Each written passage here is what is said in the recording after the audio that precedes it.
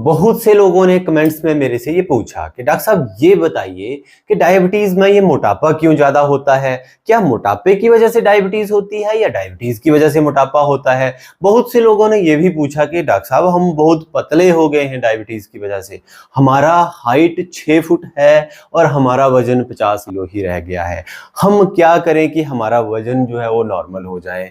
तो दोस्तों आज के इस वीडियो में हम यही समझेंगे कि शुगर में ये मोटापा क्यों होता है या मोटापे की वजह से शुगर क्यों होती है, और फिर उसके साथ साथ एकदम से सडन वेट लॉस क्यों कैसे हो जाता है, और उसके लिए क्या क्या यत्न किए जाएं, कैसे उसमें हम जागरूक हो जाएं और क्या क्या हम अनुशासन फॉलो करें, क्या क्या सिस्टम्स फॉलो करें कि इस प्रॉब्लम से भी हमें डायबिटीज के साथ साथ निजात मिल जाए। तो दोस्तों अगर हम 50-60 हजार साल पहले जाएं तो पहले का इंसान क्या खाता था। कंदमूल फल खाता था या तो किसी जानवर को मार के मांस खा लेता था। उसके बाद क्या हुआ, जैसे आगे सिविलाइजेशन जो है तो बनती गई, उन्होंने एक जगह पे बसना शुरू किया, उन्होंने खेती बाड़ी करना शुरू किया। तो खेती बाड़ी में ज्यादातर किस चीज की खेती होने लगी, अनाज की खेती होने लगी, और इंसान एक जगह पे रह के खेती से उपजा हुआ अनाज खाने लगा।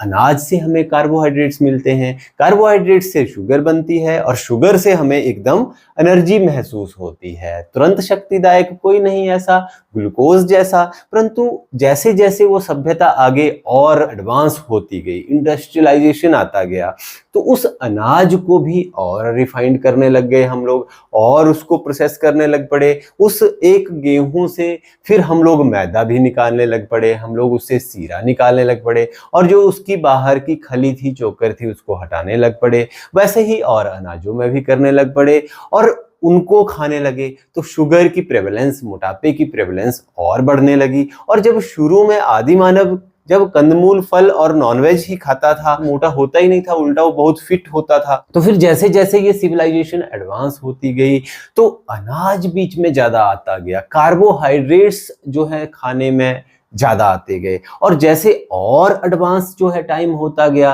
तो वो कार्बोहाइड्रेट्स भी रिफाइन होते गए, वो सिंप्लीफाई होते गए। अब जैसे गन्ने के रस का पहले तो गुड़ बनाया जाता था काढ़ वाड़ के उसको, फिर उसको रिफाइंड किया जाने लगा, तो शुगर चीनी आ गई मार्केट में, फिर और रिफाइंड वो सिंप्लीफाइड ग्लूकोज ही आ गया। तो जब बॉडी को सिंप्लीफाइड चीजें मिल गई तो एकदम से वो एनर्जाइज्ड बंदे को फील कराने लगी, तो उन चीजों की आदत होने लग पड़ी। फिर थोड़ा और एडवांस हुए तो क्या हुआ, ग्लोबलाइजेशन हो गया, पूरा वर्ल्ड जो है एक ही चीज बन गया। तो जितनी भी टेस्टी टेस्टी रेसिपीज थी, फॉर एग्जांपल वेस्टर्न का पिज्जा, बर्गर, और जैसे चाइनीज की चाउमीन वगैरह वगैरह, जितने भी उनके टेस्टी टेस्टी जो रेसिपीज थी, जो ज्यादा जिनमें कार्बोहाइड्रेट्स होते थे, मतलब उनमें हेल्थ कम होती थी और उनमें टेस्ट ज्यादा होता था। अब जो भी चीज टेस्टी ज्यादा होती है वो ज्यादा वायरल होती है, जो भी ज्यादा फनी चीज होती है वो ज्यादा वायरल होती है, जो भी ज्यादा एजुकेटिंग चीज होती है वो उतनी वायरल नहीं होती। तो वैसे ही ये जो ज्यादा टेस्टी खाने थे, टेस्टी रेसिपीज थी,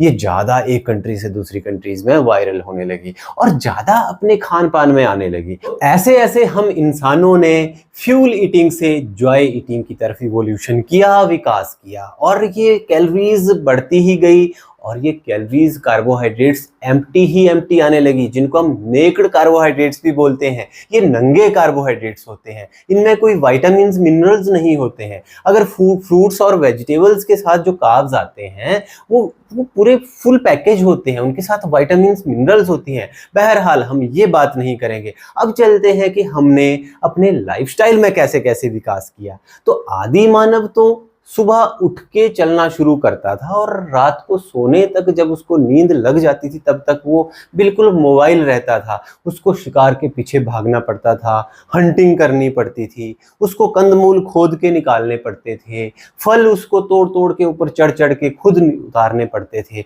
तो फिजिकली वो बहुत एक्सट्रीम एक्टिव होता था। इसके साथ साथ जैसे उसने विकास किया, एक जगह रहना शुरू किया, खेत बीजने शुरू किए, तो वो एक्टिविटी थोड़ी घटती घटती गई। फिर उसके बाद जैसे इंडस्ट्रियलाइजेशन हुआ तो वो जो अनाज था जिसको खुद पहले पीसते थे, कूटते थे वगैरह वगैरह, तो वो सारा इंडस्ट्रीज में होने लग पड़ा और ऊपर से वो रिफाइन भी करके देने लग पड़ी, तो वो एक्टिविटी कम हो गई। रही बात पानी की, तो पानी भी घर घर में नल लगने लग पड़े, पानी भी कमरे कमरे में बाथरूम्स और वहां वहां पानी पहुंचना शुरू हो गया, तो पानी के लिए एक्टिविटी कम हो गई। जो मूवमेंट करते थे एक जगह से दूसरी जगह का, उसके लिए भी पहले घोड़े आए, हाथी आए, फिर रथ आए, फिर और आगे चल के बहुत सारी ट्रांसपोर्ट के साधन आ गए, तो फिर फिजिकल एक्टिविटी मूवमेंट के नाम पे भी घटती गई। और वो जो रोजमर्रा के काम होते थे उनमें भी छोटी छोटी मशीनरी ऐड होती गई, चाहे जैसे पहले हाथों से हवा झोलते थे तो फिजिकल एक्टिविटी हाथ की होती रहती थी, फैन्स आ गए, जीवन आसान हो गया। पहले सीढ़ियां होती थी, चढ़ना पड़ता था घर में भी ऊपर से नीचे, अब जो है तो एलिवेटर्स आ गए। तो ऐसे ऐसे करके छोटी छोटी चीज़ें, बहुत ज़्यादा मशीनरी हमारी लाइफ में आ गई और हमारी लाइफ, हमारी फिजिकल एक्टिविटी घटती गई। तो एक तरफ फिजिकल एक्टिविटी घटती गई, ऊपर से दूसरी तरफ को जो है तो एम्प्टी कार्ब्स, नेक्ड कार्ब्स आते गए, जॉय ईटिंग्स ज़्यादा होती गई।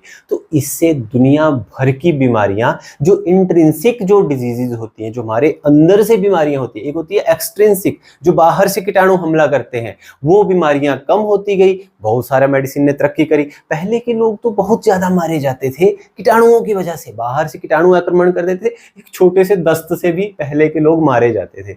आज की डेट में देखो कीटाणु, चाहे टीबी भी किसी को हो चुकी हो तो उसका भी इलाज है, तो टीबी तक से जो है तो इंसान को बचाया जा सकता है। जितने भी जो एक्सट्रिंसिक बीमारियां हैं उनसे बड़ी आसानी से बचाया जा सकता है, परंतु जो इंट्रिंसिक बीमारियां हैं वो इस इवोल्यूशन से बहुत ज़्यादा बढ़ गई। अब इंट्रिंसिक बीमारियां ये सिर्फ मोटापा या शुगर या बीपी यही नहीं, ये बहुत सारी बीमारियां हैं। सर्वाइकल ले लो, डिस्क प्रॉब्लम ले लो, और भी बहुत सारी। विटामिन D3 की कमी तो आजकल ऐसे हो गई है कि बच्चों को भी हो रही है। हर बंदे का टेस्ट करो, 100 में से 80 बंदों को विटामिन D की कमी निकल रही है, B12 की कमी निकल रही है। देखने में तो बहुत हट्टे कट्टे लगते हैं परंतु अंदर से बिल्कुल खोखले हैं। मस्कुलेचर पावर बिल्कुल कम होती जा रही है। तो यार, मैं टॉपिक कुछ और होता है, मैं कहीं और चला जाता हूँ। आप लोग बिल्कुल सही कमेंट्स करते हो कि सर आप एक तो रिपीट कर देते हो चीज़ों को बार बार, और ऊपर से आप कई बार टॉपिक छोड़ जाते हो। यार कई बार ना बात में गहराई इतनी ज़्यादा होती है कि मेरे से उधर जाए बिना रहा ही नहीं जाता है, परंतु मैं अब धीरे धीरे कंट्रोल कर रहा हूँ।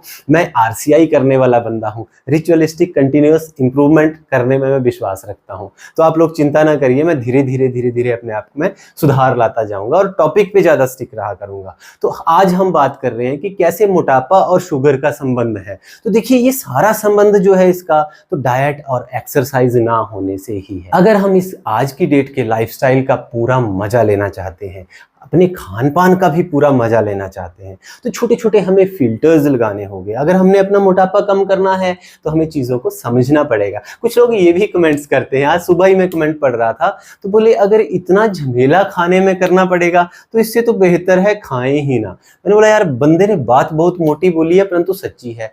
हाँ भाई, इंटरमिटेंट फास्टिंग्स करो आप। पहले भी तो लोग उपवास रखते थे, पहले भी तो लोग व्रत करते थे, नवरात्रि के 9 दिन व्रत करते थे, तो वही तो होता था। और मशीनरी और रिवर्सल ही तो होता था एक किस्म का। वो डायबिटीज टाइप 2 का रिवर्सल होता था, मोटापे का रिवर्सल होता था, इंसुलिन रेजिस्टेंस का वो रिवर्सल होता था, 9 नवरात्रों का व्रत होता था, वो सारा रिवर्स हो जाता था। मोहम्मडन्स में वो रोजे करते हैं, वो भी तो रिवर्सल ही था। वो सारा, वो तो ऑलरेडी नोइंगली अननोइंगली हम लोग धर्मों के नाम पे ये सारी चीजें करते आ रहे हैं पहले, और ये कोई बड़ी चीज नहीं है। वो सारी चीजें वो रिवर्सल ही तो था। अब फिर पता नहीं, हमारा टॉपिक बार बार मिस हो जाता है।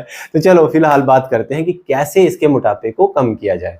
तो मोटापा इसमें डाइट और एक्सरसाइज से ही कम होगा। वो जो डाइट है उस पर बस कार्ब्स कम करने होंगे। बहुत से लोग क्या है, मोटापे में सिर्फ फैट पे ही ध्यान देते हैं, परंतु फैट से ज़्यादा इंपॉर्टेंट जो है तो कार्ब्स है। कार्ब्स का देखिए कैसे कैसे चल के आगे इंसुलिन की मदद से फैट ही बनता है, और वो जो फैट बनता है वो इंसुलिन की मदद से बनता है। ब्लड में ज़्यादा इंसुलिन होती जाएगी तब वो फैट बनेगा। अगर फैट से फैट बनेगा तो इंसुलिन बीच में आएगी ही नहीं। तो वो जो कार्बोहाइड्रेट से फैट्स बनेंगे वो कई गुना ज़्यादा बदतर हैं उस फैट से जो फैट से फैट बनेगी। तो इसलिए थोड़ा फैट खा लीजिए, उसको बर्न करिए, थोड़ा सा मेटाबॉलिक फ्लेक्सिबिलिटी बॉडी की बढ़ेगी, और कार्ब्स को कम करिए, दैट टू एम्प्टी कार्ब्स को तो बिल्कुल बंद कर दीजिए, फुल पैकेज खाइए। और उधर बात करें एक्सरसाइज की, तो एक्सरसाइज तो बहुत जरूरी है।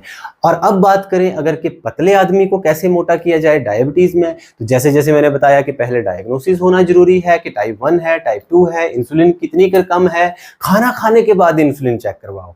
कई बार ज्यादातर खाली पेट ही इंसुलिन चेक की जाती है, अब खाना खाने के बाद इंसुलिन चेक कराओ, देखो कि जो फर्स्ट फेज है वो कितनी पीक तक जाता है, जा भी रहा है कि ठस हुआ पड़ा है। अगर वो ठस हुआ पड़ा है तो आप डाइट कितनी अच्छी खा लो तो आपकी बॉडी बनेगी ही नहीं, आप नॉर्मल वेट गेन कर ही नहीं पाएंगे। अगर वैसा है, इंसुलिन जा चुकी है, बहुत कम हो रही है रिलीज, तो आप ऐसा करिए बाहर से इंसुलिन ले लीजिए। अब और क्या करना, जब हम लाइफस्टाइल का मॉडर्न का मजा ले रहे हैं तो थोड़ा मॉडर्न मेडिसिन का भी इस्तेमाल करना ही पड़ेगा।